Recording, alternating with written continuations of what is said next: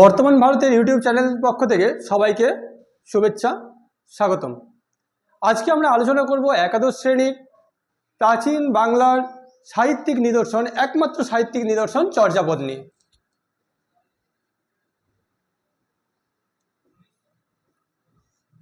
আমরা যদি বাংলা সাহিত্যটাকে দেখি, বাংলা সাহিত্যের যুগবিভাগ করতে গেলে তাকে মূলত ভাগ করা হচ্ছে তিনটে ভাগে: প্রাচীন বাংলা,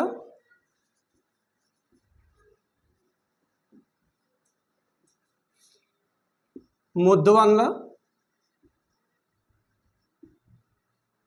এবং আধুনিক বাংলা।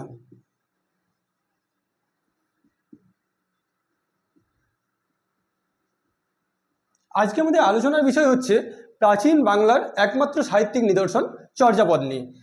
এই চর্যাপদ জিনিসটা কি?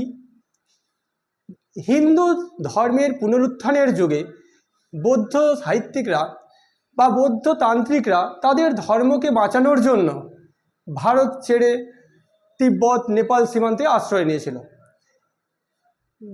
যুগের চাহিদে রাজেন্দ্রলাল মিত্রের সূত্র ধরে প্রথম শুরু হয় বৌদ্ধ সাহিত্যের পুনরুত্থানের চিন্তাভাবনা। এমনকি তার হাত ধরে পরবর্তীকালে হরপ্রসাদ শাস্ত্রী নেপাল গমন করেন।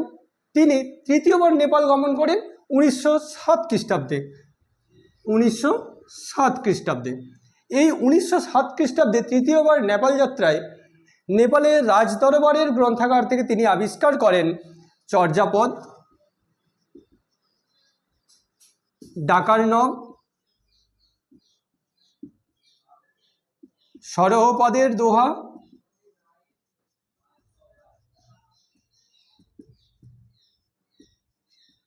এবং কাহ্নপদের দোহা।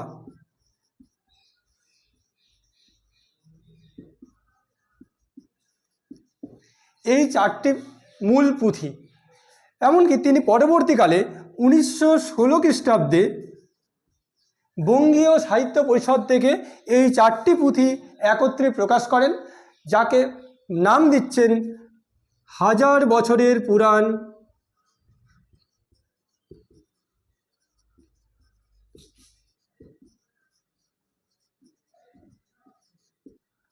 বাংলা ভাষায় বৌদ্ধ গান ও দোহা নামে।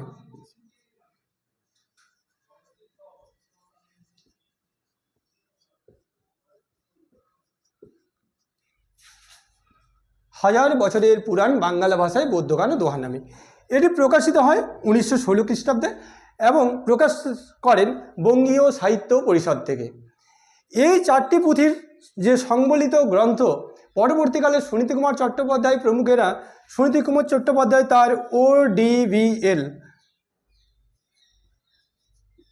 গ্রন্থে the origin and development of Bengali language গ্রন্থে প্রমাণ করেন একমাত্র চর্যাপদের ভাষাই হচ্ছে প্রাচীন বাংলা ভাষা।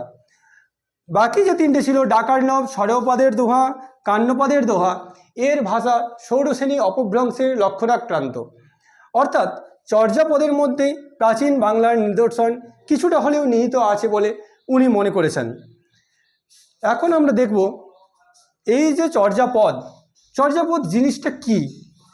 আসলে আমাদের একাদশ শ্রেণীর যে সিলেবাস, আমরা যদি পরীক্ষামুখীভাবে আলোচনা করি তাহলে খুব পয়েন্টে আলোচনা করতে হয়, কারণ তোমাদের সিলেবাসটা হচ্ছে MCQ টাইপের। তাহলে আমাদের আলোচনার বিষয় হচ্ছে চর্যাপদ আবিষ্কার দেখলাম, চর্যাপদের প্রকাশ দেখলাম। এরপরে চর্যাপদের ভাষা সম্পর্কে একটু দেখা যাক। চর্যাপদের ভাষার মধ্যে কি আছে? এই ভাষা সম্পর্কে হরপ্রসাদ শাস্ত্রী মনে করেছেন, হরপ্রসাদ শাস্ত্রী অর্থ যা ধ্যানের মাধ্যমে উপলব্ধি করা যায়, সম যোগ ধা, অর্থাৎ সম্যক ধ্যানের মাধ্যমে যা উপলব্ধি করা যায়। অর্থাৎ এটা বোধগম্য করতে গেলে সাধনার প্রয়োজন, কেননা চর্যাপদের সাধন সঙ্গীতগুলোই হচ্ছে বৌদ্ধ সহজিয়াদের সাধন সঙ্গীত। আবার প্রবোধচন্দ্র বাগচি, বিধুশেখর শাস্ত্রী,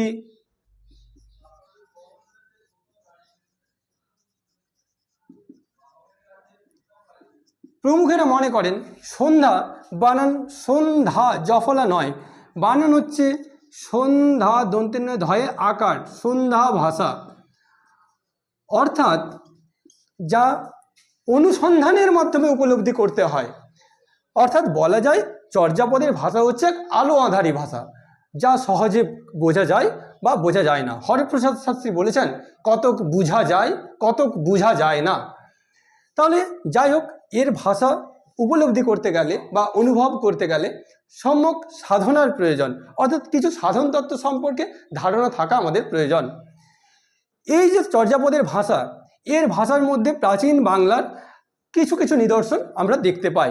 তাই বলা হয় প্রাচীন বাংলার একমাত্র নিদর্শন হচ্ছে চর্যাপদ। এরপরে আমরা দেখব চর্যাপদের পদকর্তাদের সম্পর্কে। চর্যাপদের পদকর্তা মোট 24 জন কবির পদ পাওয়া যায় এই চর্যাপদের মধ্যে। তার মধ্যে আদি কবি বলা হয় লুইপাদ। লুইপাদের সর্বাধিক পাওয়া যায় 2টি পদ। শেষ কবি কান্যপাদ, অনেকে আবার একে কৃষ্ণপাদও বলেছেন। এই কবিদের পাদ বা পা শব্দটা নিয়েও মতভেদ আছে। অনেকে মনে করেন এই পাদ বা পা তাদের সম্মানজনক উপাধি মাত্র, মূল নামের সঙ্গে প্রত্যেকেরই পাদ বা পা শব্দটি যুক্ত করা হয়। এই 24 জন পদকর্তা প্রত্যেকে ছিলেন বৌদ্ধ সাধন সঙ্গীত। তার মধ্যে লুইপাদের সময়কাল নির্ণয় করা হয়েছে আনুমানিক 10ম শতাব্দী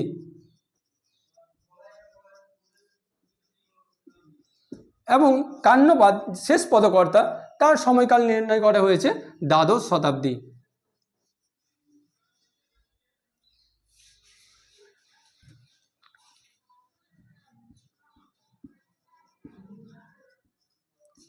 অর্থাৎ 10ম থেকে দ্বাদশ শতাব্দী পর্যন্ত জীবিত ছিলেন চর্যার পদকারেরা। তাই যে সময়টাকে আমরা প্রাচীন বাংলার সময় হিসেবে নির্ধারণ করেছি 9ম থেকে দ্বাদশ শতাব্দী পর্যন্ত, এই সময়ের মধ্যেই চর্যার পদকর্তারা জীবিত ছিলেন বলে ভাষাতাত্ত্বিকরা প্রমাণ করেছেন। এরপরে আমরা যেটা নিয়ে আলোচনা করব সেটা হচ্ছে চর্যার পদ। মূল চর্যার যে পুঁথিটি পাওয়া গিয়েছিল তাতে কিছুটা অংশ খণ্ডিত হিসেবে পাওয়া গেছে, তাই তার নাম কি ছিল এই নিয়ে প্রচুর মতভেদ আছে। মূল পুঁথিটা খণ্ডিত হওয়ার দরুন সমস্ত পদ পাওয়া যায়নি। মনে করা হয় তার পদসংখ্যা ছিল 50, মতান্তরে 51টি। 23 সংখ্যক পদের 6টি চরণ, 23 সংখ্যক পদের 6টি চরণ ছাড়া বাকি 24, 25 এবং 48 সংখ্যক পদ সম্পূর্ণ লুপ্ত। আর যদি আমরা পুঁথির পাতাগত দিক থেকে দেখি, পাতার সংখ্যা 69। এর মধ্যে 35, 36, 37, 48, 49 এবং 66 সংখ্যক পদ সম্পূর্ণ লুপ্ত। এরপরে আমরা যেটা নিয়ে আলোচনা করব সেটা হচ্ছে চর্যার নামকরণ।